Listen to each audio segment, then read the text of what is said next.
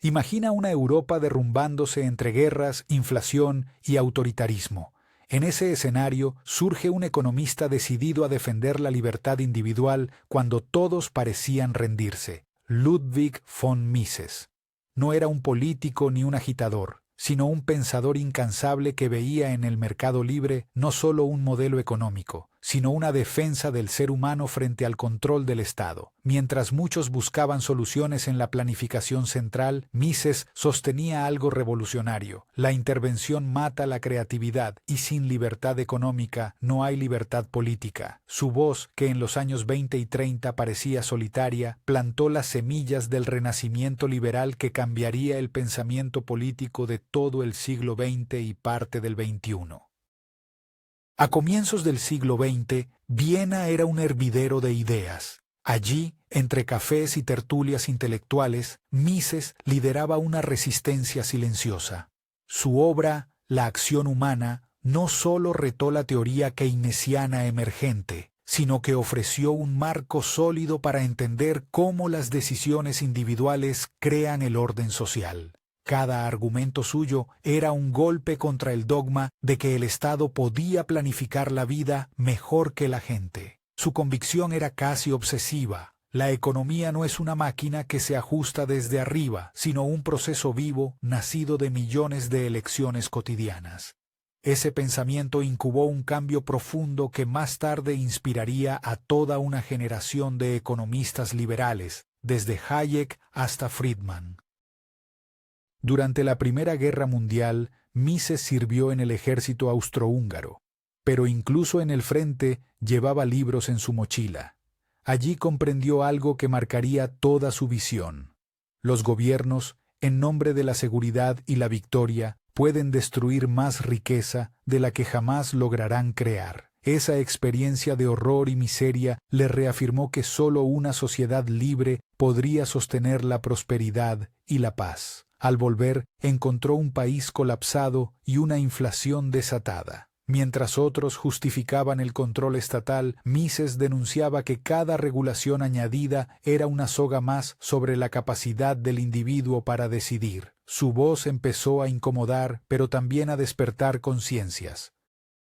Viena fue su laboratorio intelectual, pero pronto se convirtió en un terreno hostil. Las ideas socialistas ganaban terreno y en muchos círculos académicos defender el liberalismo equivalía a una traición. Mises no retrocedió. Fundó seminarios donde reunió a jóvenes que años después serían gigantes del pensamiento. Allí no se hablaba de utopías, sino de principios que podían medirse con lógica y evidencia.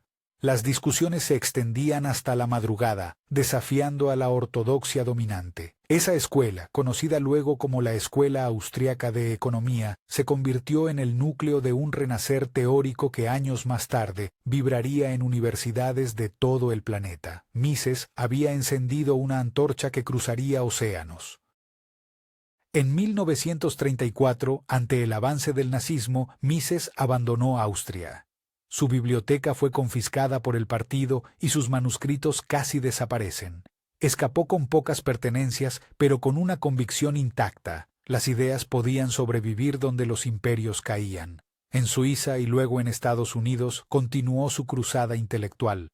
Muchos creían que el liberalismo clásico estaba muerto, enterrado bajo el peso del intervencionismo y la planificación central.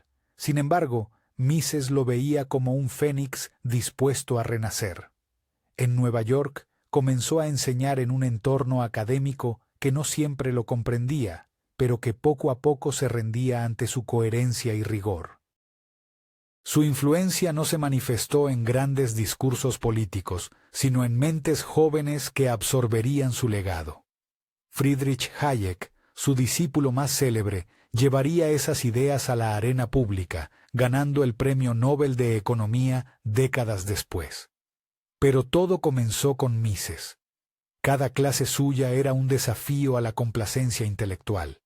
Insistía en que el conocimiento económico no se reduce a ecuaciones, sino a entender la acción humana con sus deseos, miedos y decisiones. Esa perspectiva humanista distinguió su pensamiento del enfoque mecanicista de su tiempo. Y aunque la fama no lo acompañó en vida, Cada economista liberal moderno lleva, consciente o no, una parte de su método y su pasión.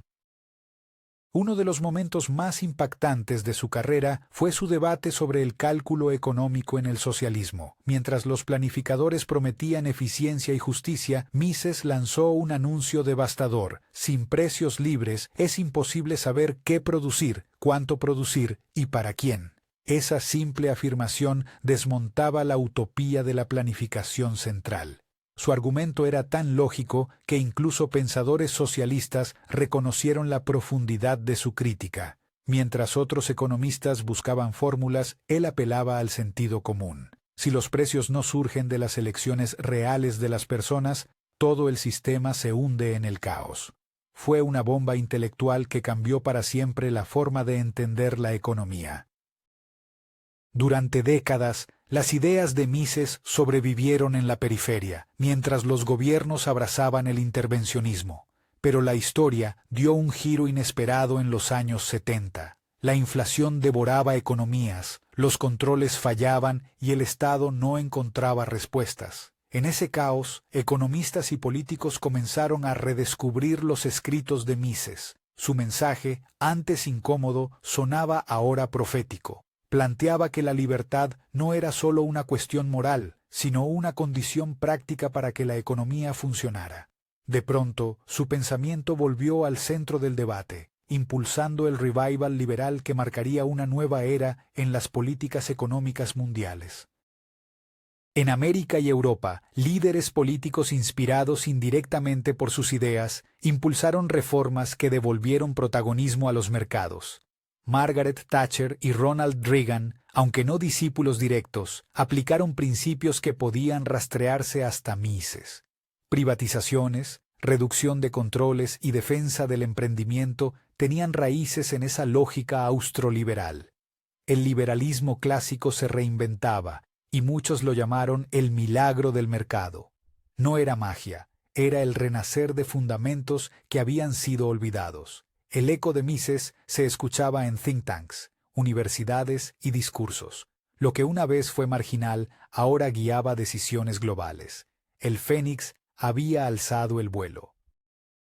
Pero más allá de la política, lo fascinante es cómo Mises concibió la libertad como un fenómeno moral y epistemológico. No se trataba solo de comerciar, sino de pensar libremente, de asumir responsabilidad por las propias decisiones. Creía que cada individuo debía actuar como un emprendedor de su destino, buscando soluciones creativas en lugar de esperar órdenes. Esa idea trasciende lo económico. Es una defensa radical de la dignidad humana. En un mundo donde cada crisis renueva los llamados al control estatal, su mensaje suena como una advertencia eterna. Mises no defendía el mercado por romanticismo, sino porque lo veía como el mecanismo más humano de cooperación social.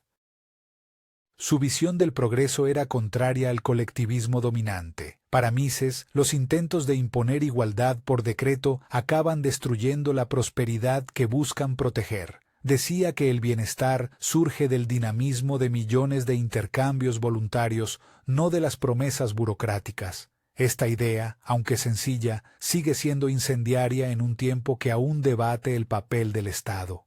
Cada innovador, cada emprendedor, cada decisión libre encarna el principio misiano. La mejora social surge de abajo hacia arriba. Su pensamiento inspira tanto a economistas como a filósofos que ven en la libertad un motor ético antes que una simple ecuación. En la actualidad, los ecos de Mises resuenan en universidades, podcasts y debates digitales donde se discute el futuro del capitalismo. Las nuevas generaciones lo redescubren no desde la nostalgia, sino desde la urgencia. En un mundo obsesionado con regular, controlar e intervenir, su voz suena contracorriente y refrescante. Recordar sus advertencias sobre la planificación central no es historia antigua, sino una guía para evitar los mismos errores. Su legado no vive en monumentos, sino en ideas que siguen encendiendo mentes que se atreven a cuestionar el consenso. Y cada vez que un joven lee su obra, el Fénix liberal vuelve a expandir sus alas. Hay algo casi cinematográfico en la vida de Ludwig von Mises. el intelectual que escapó de dictaduras, que enseñó sin reconocimiento y que murió casi en el anonimato, terminó moldeando el pensamiento económico de todo un siglo. Su fuerza residía en una mezcla de rigor lógico y fe inquebrantable en la capacidad del individuo. No necesitó poder político ni aplausos para influir, bastó con sembrar ideas. Hoy su nombre reaparece en conferencias, documentales y debates públicos, convirtiéndose en símbolo del coraje intelectual. Hablar de Mises es hablar del hombre que creyó en la libertad cuando nadie más se atrevía, y que demostró que las ideas pueden vencer a la fuerza.